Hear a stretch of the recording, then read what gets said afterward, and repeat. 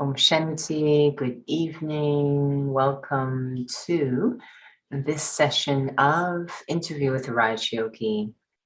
And the topic we have today is natural attention. And as usual, we're going to start with a reflection.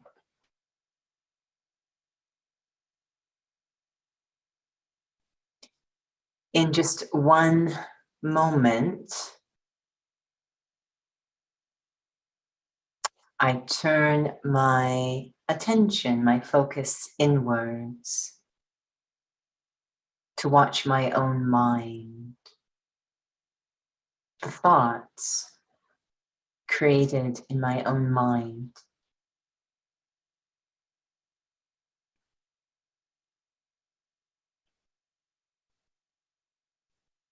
Just observing for a few minutes what's going on, the speed, the type, the quality of thoughts.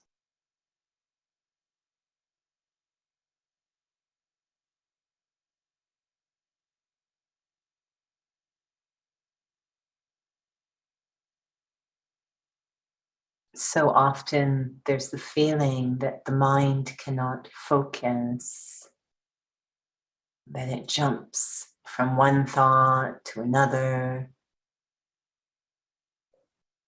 takes great effort to focus, to concentrate.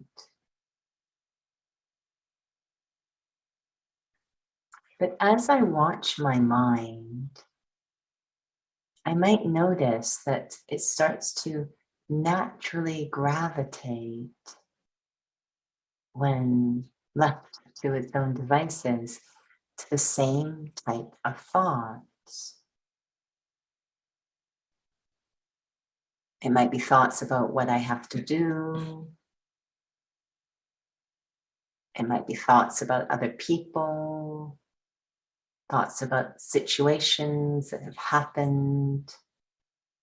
But how my mind starts to naturally gravitate to the same places.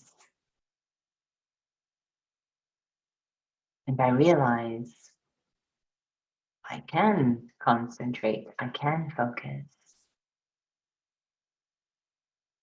But the question is, can I focus on concentrate? What is beneficial for the self?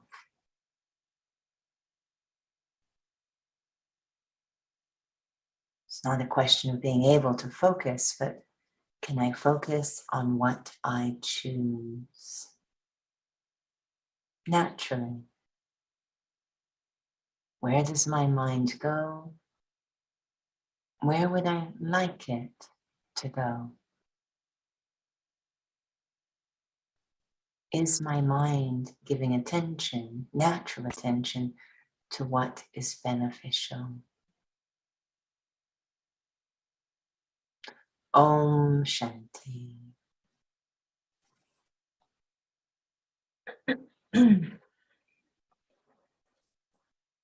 Om Shanti. Welcome to those who've just joined for Interview with Raj Yogi. Again, the topic is natural attention. If you even the commentary sets a beautiful tone in terms of our ideas of meditation. Often you hear souls say that they can't meditate, and particularly they're saying that they actually can't concentrate. So the commentary is quite eye-opening in terms that we do concentrate. So the question was posed then, is the problem natural attention? Is it that I don't know how to use it? It appears that we do give very natural means without effort. Seems like I'm just constantly gravitating that way. We do give natural attention to things that we might feel is beneficial, or we might have a habit of thinking about. There's various reasons that we might be giving that natural attention to something, but we can, if we want. Our mind keeps going to the same places. So there is that natural attention. It's like we're working hard to pull it away from that. We want it to have natural attention on something else. It keeps going back. So there is that natural attention. The question I think we have to ask is on what, and is it beneficial? Let's say someone does really crave for peace. They're really not happy with the kinds of thoughts they have. And so it's something that is definitely meaningful for them. But they grapple with being able to have thoughts that really support that. And so what's going on then? Because certainly they want to have these types of thoughts that are beneficial for them. So we've talked about in other sessions the role that understanding plays, that we have these capacities called a mind and an intellect, and we really have to, on quite a deep level, understand what's going on in the soul, because we don't want any violence as we're trying to. I mean, that's not natural. It's violent. So to really understand, someone shared a very interesting story recently on this, where they found they kept craving mints, these mints that you suck on in the mouth. They kept craving these. They kept I would say eating them. They weren't even sucking on them. They were literally eating their way through them like chain, eating these mints. And it was very natural. I mean, it was remarkable when you're with them. I don't even think they realized that they kept putting them in the mouth.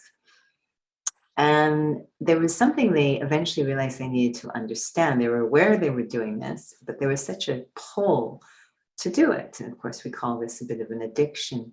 So there was something that they needed to understand. And what they discovered is that they had anemia, very severe anemia. And one of the symptoms of anemia, it has a term, I think it's pica, but you crave a particular sensation. Some chew on ice, but you crave a particular sensation. It's quite odd, I know. But so they needed to understand that so they could address the underlying need.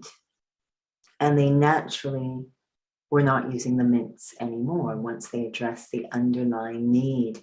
So this is what we focus on in spirituality, is identifying, why is my mind wandering there? I want peace, but I somehow have connected that experience or outcome of peace with something else. And that's where I keep going. So there's an understanding that needs to happen within the soul. So there's that natural shift. And I can see there's a question. Mm-hmm. So the question is, how to be focused on a particular goal? That's really what Raj Yoga looks at, is we have this goal of self-mastery, if you will. And, so much we talk about in this study, we talk about having to develop deep love for the goal. very deep love. And, this question of deep love is perhaps for another interview. It's quite interesting. But love and attainment have a very close connection. I think they can even be used interchangeably. So again, everyone is focused on a goal. Everyone is focused on a goal. But the problem, I think, is that it's not the goal I want to focus on. So we use this method of understanding to cultivate a love, a deeper love than the addiction, a deeper love for that goal. So I'm able to use something called tolerance. And when we look at the quality of tolerance in spirituality, we often use it interchangeably with love. To tolerate, to have that kind of depth of love. And that depth of love comes through understanding. Something needs to unlock or be realized inside. I know that the former administrative head, Daddy Jenke, used to talk about this a lot. There will not be change, whether it's shifting to the goal I want or any change. There will not be change until there is realization. So just two aspects to this question. One is related to what has been asked. So I know you just mentioned about love. Then is it possible that there's something I love, but then there's also something I'm addicted to, and they could be two separate things? It could. Unfortunately, we look at the addiction as love, right? Addiction is a very deep attachment, and we have confused attachment and love. So that's where it gets really, this is really the essence of what spirituality is looking at, is how to become free from these very deep addictions or attachments, and using these two aspects of understanding and power in order to become free. Now, in terms of these addictions, I appreciate the example you gave of the soul who had anemia. She didn't realize that she was addicted basically to these mints. When she realized the reason why she had this addiction, that realization itself did not cure the issue, but it did free her to be able to find a solution. Now, is that what you mean by understanding? Because maybe souls think that understanding means they'll never have these, addictive thoughts, or I'll never have these habits still. Yeah, because, in truth, she actually knew she was addicted. It was very frustrating. But she didn't know that it was a symptom of anemia. So now that she knew what the need was, when she understood that, knowing that she's addicted because of anemia was not enough. She had to address the underlying need. So that's what she started to do. And by doing that, rather than trying to force herself to stop eating the mints, she looked at addressing the anemia and naturally started. So she was paying attention to the anemia, not so much to, I need to, because that would be quite violent, actually. So by fulfilling the underlying need, naturally she started to let go of the mints. So what's been shared is deeper love and tolerance for that goal can help. Thank you. That's really good to know. Thank you. So in regarding to that, just you perhaps already shared it, but understanding basically allows me to see what's going on and to address what's going on. Is it possible? It's like, okay, I know what's going on, but I don't want to do anything about it. Of course, yeah, because when you're dealing with deep attachments, there's always going to be that fear piece. And I see this, we all see this within ourselves, and sometimes, with others as well. But it's kind of fast. I was just thinking about this afternoon with a soul a few days ago, and they really expressed interest in spiritual understanding. It's like, okay, and then you have a follow-up sort of message and silence. And we kind of are used to that you can see the fear started to come in. That, because what ultimately is going on is a little bit of a battle inside of the soul. Addictions or deep attachments almost become like another persona inside, and they really don't want to go. And they really present themselves as a threat to the soul. I really don't want to go. So this, it creates, if you will, a little bit of fear. What's going to happen if I let go of this addiction or attachment? Will I be left with nothing? So this is why, again, in Raj Yoga, understanding is enough, but we need to find the source that will fulfill what the soul is looking for. So we're mentioning about Raj Yoga, and again, for some may not have actually taken the course, we'll keep it pretty simple, that there is, there is understanding, so I know what the issue is, but then there's the actual solution, there's the cure. We talk about yoga, so the experience of myself, that connection with the Supreme Soul to experience myself, and that is really the cure for addictions. So perhaps could we, using that same parallel, is that we're relying so much on, diagnosing ourselves, but still not actually being able to have the power to actually have yoga. Yes, so the first piece I think is really helpful and important for the second piece, because part of the understanding is understanding that I'm a spiritual being. So what I actually am needing to fulfill is some sort of spiritual need. So that's kind of the first piece, because that's all that's going to make the second piece possible, because it's the soul that needs to have that connection with the Supreme Soul. And, when I look at this topic, it's amazing how the word love has many different shades, and attention is one of the terms you could use for love. It's under the umbrella of love. We always pay attention, a lot of care to something that we value. And I'm thinking a lot as we're chatting on this topic about the first students of the Brahma Kumaris in the 1930s. And it was remarkable how naturally they shifted towards finding whatever they needed, that fulfillment through a connection to the Supreme Soul, such that they were really able to kind of let go, stop paying attention to things that weren't beneficial. And I always found that really remarkable, really a key secret to their success. And I suppose part of it is they were having very deep experiences of being a soul. So they were able to receive from the Supreme Soul. I mean, theoretically, this can make a lot of sense to someone, but that's not going to be enough when you're dealing with an addiction. I need to actually experience receiving something that's so fulfilling, so satisfying, that it literally pulls my attention. I let go of the other.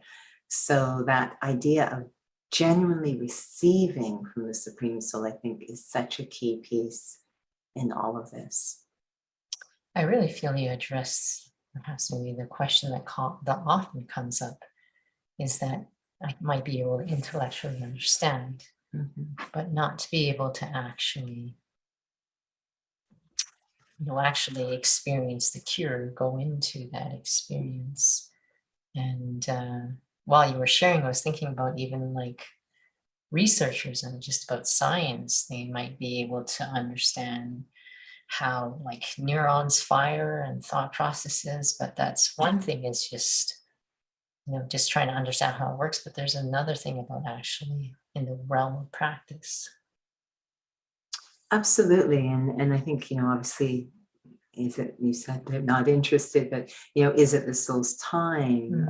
Am I very interested in exploring that kind of newness on a very practical level, not because it's a trend or it's what I should do, but I'm really open and ready to explore that kind of shift. But more than anything, and this is what's really beautiful and highlighted in a spiritual study such as Raj Yoga, is it's got to be practical. that it really isn't divorced from reality. In fact, it's trying to take us into reality. I really want to experience something, not just imagine it or think about it, but really feel and experience. Now, that slogan that we're exploring, just be lovely to bring it up. When you pay natural attention, tension will automatically finish.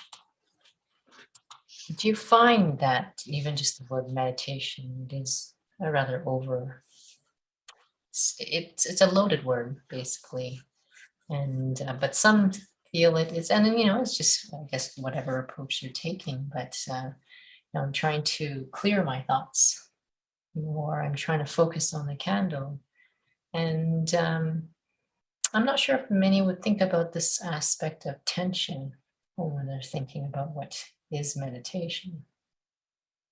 When I heard that slogan, it reminded me a lot of the phrase we have, where there is love, there is not labor. They really felt like cousins to each other, related to each other, that slogan and that other phrase. Because this is about enjoyable or positive experiences.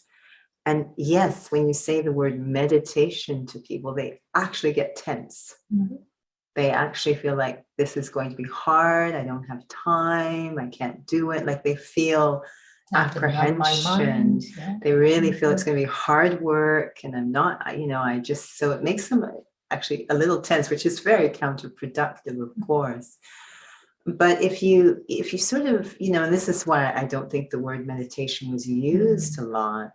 This was really right. We're going to go embark on a journey of self-respect. We're going to heal the relationship with the self. We're going to have some quality time with the self. This very caring or loving relationship with the self is what I think of meditation. And obviously yoga is a very caring and loving relationship with God, because where there is love, there is not labor. And where there's love, there's natural attention.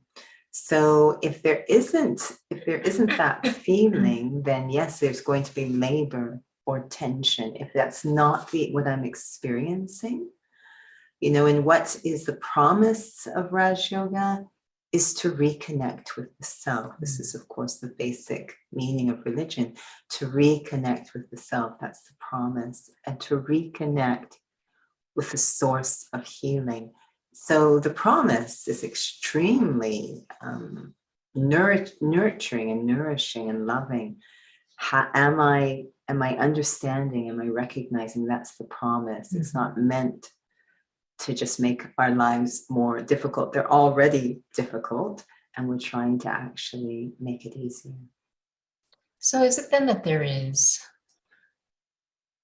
it means where we feel labor, there is a lack of love? Yeah. So what do we do? I mean, the slogan is that where there's natural tension, there won't be tension. Maybe someone would say, well, okay, now how do I make things natural? And this is why I love Raj Yoga. I mean, we're given a lot of resources to reflect on different issues or hiccups that come up. But rather than pushing or forcing, this is an invitation. If I'm feeling tension, if I'm feeling numb, if I'm feeling heavy, this is an invitation that, okay, my methodology is off. Something is off in the application of the directions. So rather than pushing harder in a way that I'm already off, it's like, let's reset, let's have a little conversation with ourselves and see if we can determine where things might be off. And again, we're given a lot of information to help us identify where things can go off.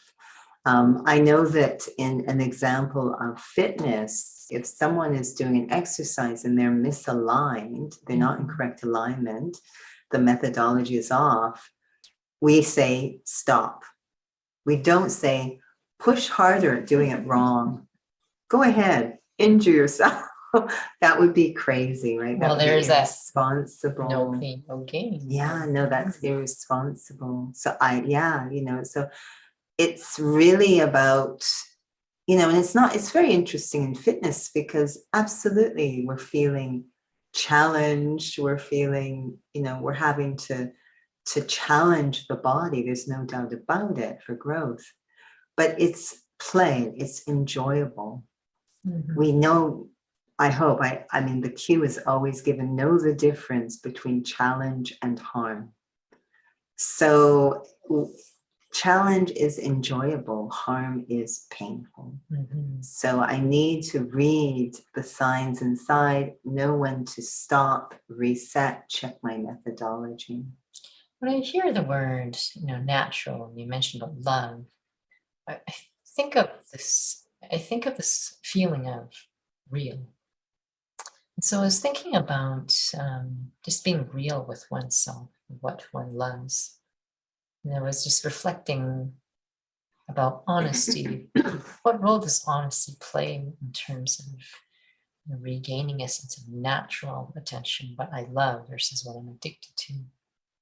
I think honesty is a great quality, but quite frankly, we need to learn it in a way. And this is always going to come back to soul consciousness. It's always going to come back there. I need to be able to look at the self-honesty. I need to have stepped out of the image. So I could be in the image and say, no, I'm being really honest right now. But I'm still stuck in the image, and the image has so many blind spots. So the more soul conscious I am, the more free I am of the image, the more honest or clear I can actually be about the self. And that will help. However, souls, when they first come to the study, they are soul consciousness, but there seems to be an element of disinterest that plays a role.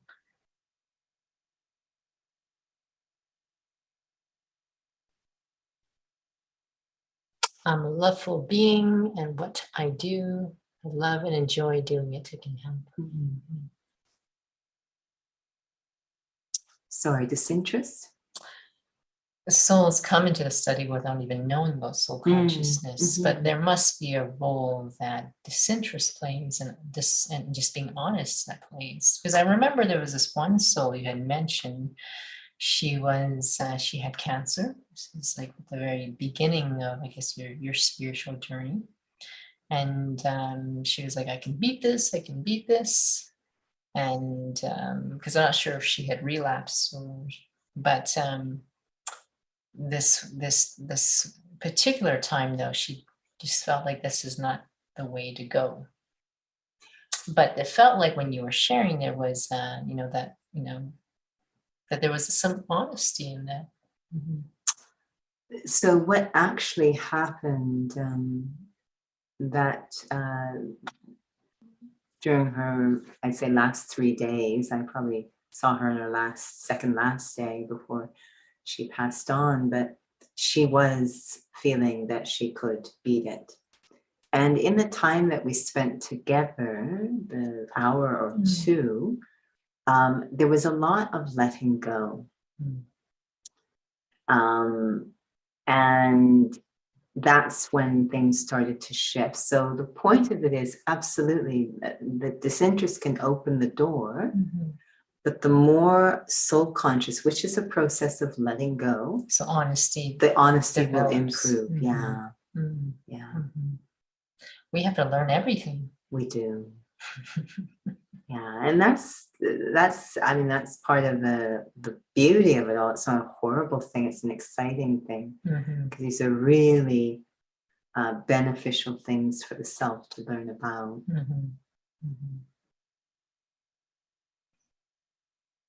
This aspect of, just natural attention, it's a lovely topic because we have these ideas about what meditation is. And as you were sharing, someone hears the word meditation and they just want to run in the opposite direction. And we, as mentioned, we actually don't use that word much in this particular study. And somehow apt to say that many regular students find that they still grapple with natural attention versus tension. Yeah, again, I think we're really lucky that we have in front of us the first students, this whole idea of open-eyed meditation, etc. The first students who really demonstrate to us what natural attention looks like. I always enjoy, because definitely these later generations look a little tense when they're meditating. They either look really intense or really asleep, quite frankly. It's one extreme or the other. Whereas what we saw in the original students is they just look so natural, like they were just going about their day, but they were in that reflective state. It was a very natural part of their functioning. I think these are expressions of self-love, actually, and self-respect. But natural means that because, again, I'm experiencing so much attainment, so I have so much love, I actually incorporate it. I practice it in my day-to-day life until it becomes my nature, my personality. And it's very interesting because I've seen in fitness that when people, it may not be healthy, but when they have a very keen interest in something, they think there's an attainment, they will practice until it becomes their default setting, until it becomes their natural nature. It's effortless. They don't think about it. And it's quite fascinating. Attainment is huge. Now, this first lesson of Raja Yoga, soul consciousness, it's often said as the first lesson is the easiest lesson, but it's also the most difficult lesson. And what is this relationship with soul consciousness and being able to be more honest and being able to have more natural attention? So soul consciousness is very, very simple and easy. I simply am transforming the words I and mine. So I am a soul, and nothing in this physical realm is really mine. So it's extremely simple, very simple. But, and it would be very simple if we were blank slates. But we're not. And that's what makes it difficult. The practice itself is very easy, but where we're coming from, whether you think of rebirth or not, but the deep, deep habit of thinking that we are the body and that physical things are mine, whether it's people or possessions are mine. That's become natural. That's become the natural setting, natural attention. And this is where our mind goes very naturally through the day. We think about mine, my job, my family, my skills, my body. Very, very natural. It's effortless. So this suggests it's become a very deep, deep habit. And we feel there's attainment from it. And very often we use the term in the practice of Raja Yoga, why are you clutching straws? Why are you holding on to a few pennies as if it's the most valuable thing? Like we don't even know that we are actually stripping our own value by doing these things. So it's really, really simple and easy, but becomes very difficult given where we're coming from. I need to know that. I need to know that that's the situation. I need to be convinced. I need to have realized or recognized in myself, it's very important that I become soul conscious. Again, for the value of the self, very important. Because it's illusions. I'm basing my life on illusions. So all of that needs to kind of be understood. Is this meditation or is this simply exploring what is true? I do feel that many think of meditation in a very passive way. I don't feel that souls think of meditation or Raja Yoga, if we're using this lens of meditation, as a very proactive sense of self-realization for self-transformation. But this aspect of honesty then, that being real is basically that I can actually then discern what is really of value, and which I cannot do unless I am soul-conscious. Once I step out from under the veil of illusion, now I can start to see things more clearly. Well, if there's any questions that souls have, I am a soul. I see myself detached from the body. I'm a point of light, child of the Supreme Soul. Thank you. If there's any other questions, let us know. Otherwise, we'll have a little reflection.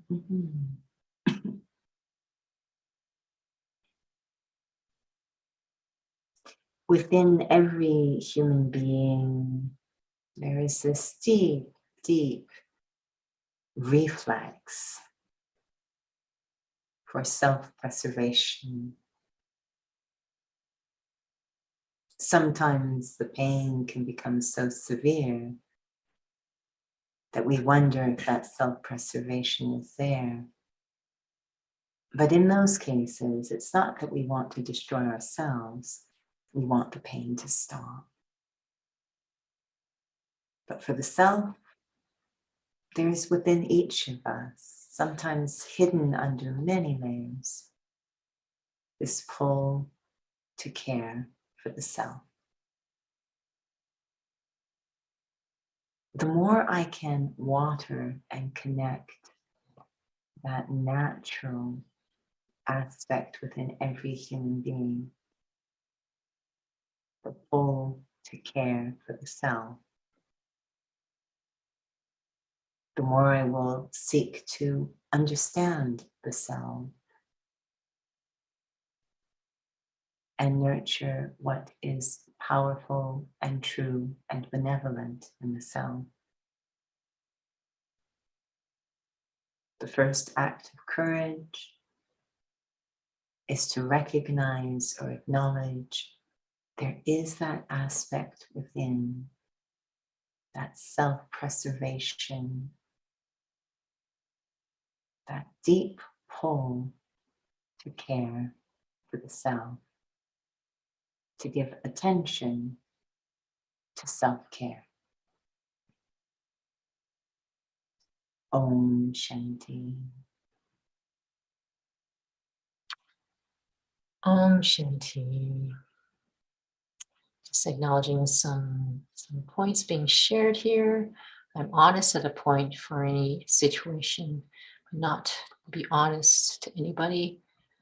I can't be transparent to everyone. What is the reason behind it? That's a whole nother session. It's an excellent question.